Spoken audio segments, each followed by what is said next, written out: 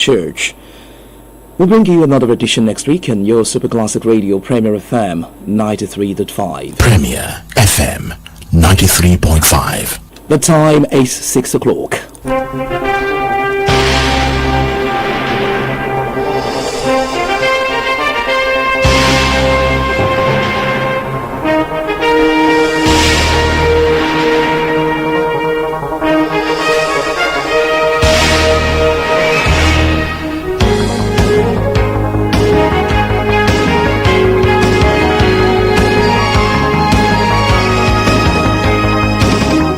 Good morning, here is the news at dawn on Premier FM 93.5. First the headlines.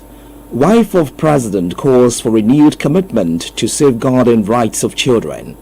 Federal government distributes over 80,000 fertilizer to farmers across Southwest.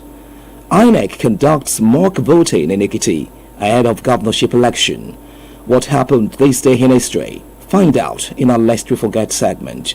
You can track us on www.radionigeriaibadan.gov.ng, X and Instagram at PFM935, and on Facebook at PFM935 Ibadan.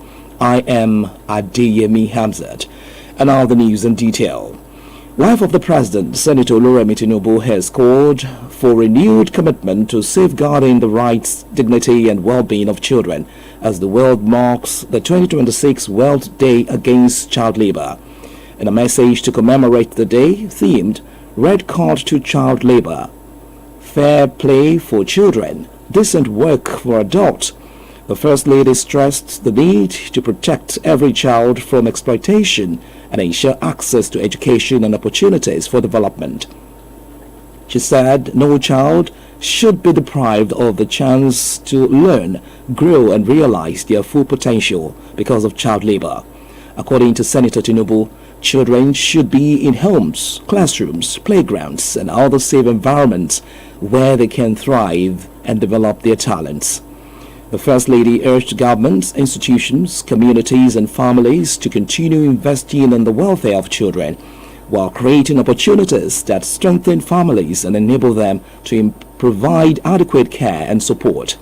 Senator Tinubu also called on all stakeholders to join efforts to eliminate child labor and build a safer, fairer and more hopeful future for every child, adding that protecting children remains a collective responsibility that requires sustained action and commitment from all sectors of society. Meanwhile, the coalition of civil society groups, activists and trade unionists have demanded the immediate release of all abducted Nigerians, including the school children and teachers kidnapped in Oriri local government area of Oyo State.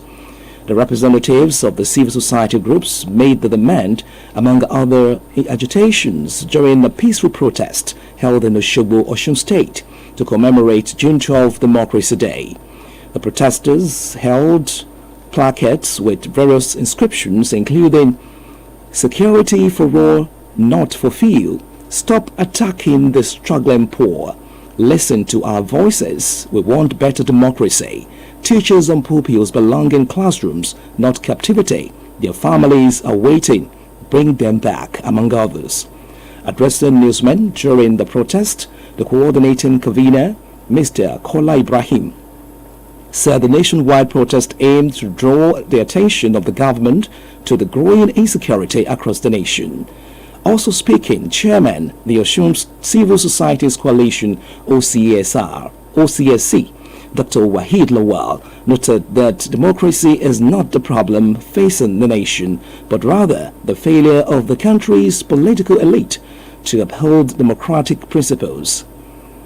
The protesters, chanting various solidarity songs, kick-started their movement from Ayetoro Junction, walked through Ajegunle Old Garage to Olaiya Bridge in Osogbo in a peaceful manner. Combined operatives of the Nigerian Police Army, NSCDC, FRSC, were stationed at strategic locations in Osogbo, the Osun State capital, to ensure the safety of lives and property of residents. Similarly, Concerned parents in Oyo Town have expressed worry over rising population of underage children hawking food items and petty daily needs in the community. The parents noted that the disturbing development worsened recently after nursery and primary schools in the area shut down as a result of prevailing security challenges. Two parents, Mrs. Funke Amole and Romake Akindele, who blamed the carefree attitude of some to the safety of their children bear their minds. Selling little things on Plessy Street is not good. They should be at home helping their parents. The life has seen a child of 4 years that is walking along the road. They maintain that the dangers inherent in child labor, particularly hawking, outweighs any benefit if considered. Apart from hawking, some children are also engaged in many jobs at food processing depots, building construction sites and markets.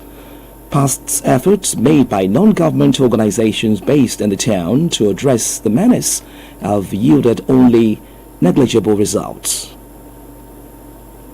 You're on to the news at dawn on Premier FM 93.5 from the stable of Radio Nigeria. Stay with us.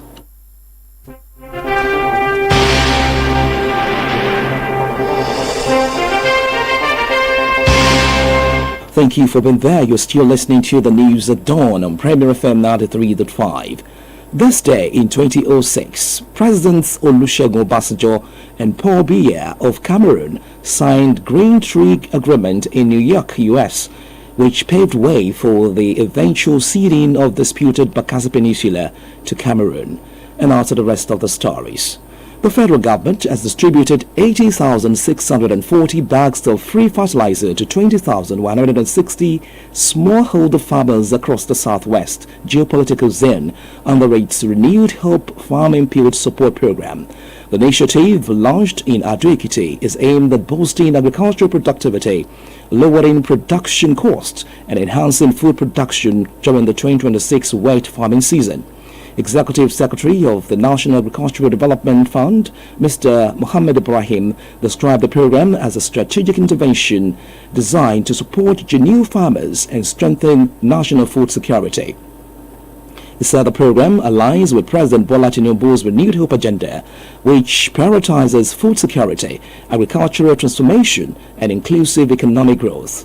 According to Mr. Ibrahim, beneficiaries were selected based on priority crops and the comparative agricultural advantages of participating states to enhance maximum impact. Representing Ekiti State Governor Mr. Abiodun Yebanji, the Secretary to the State Government, Professor Abibat Adubiaro, described the intervention as timely, noting that it would enhance agricultural output, create jobs, and strengthen food security. Minister of State for Agriculture and Food Security, Senator Sabi Abdullahi, said the president of the All Farmers Association of Nigeria, AFAN, Alhaji Muhammad Magaji, said the initiative would reduce production cost, improve yields, and support effort to achieve sustainable food security in the country.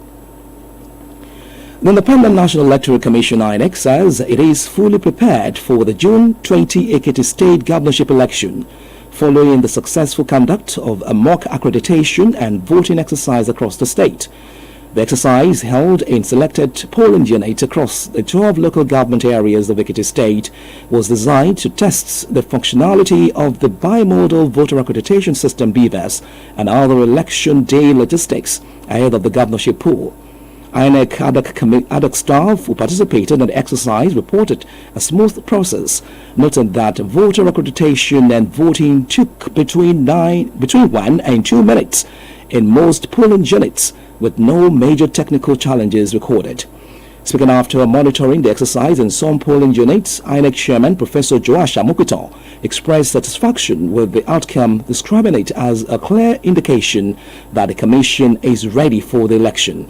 Professor Amukuton explained that the mock exercise was part of INEC's effort to assess its operational readiness, particularly the effectiveness of technology to be developed during the governorship election. He added that the Beavers successfully detected individuals who attempted accreditation outside their designated polling unit, a development he said would help prevent electoral fraud. The INEC chairman also assured voters of adequate security on election day and urged all eligible residents to come out and vote on June 20.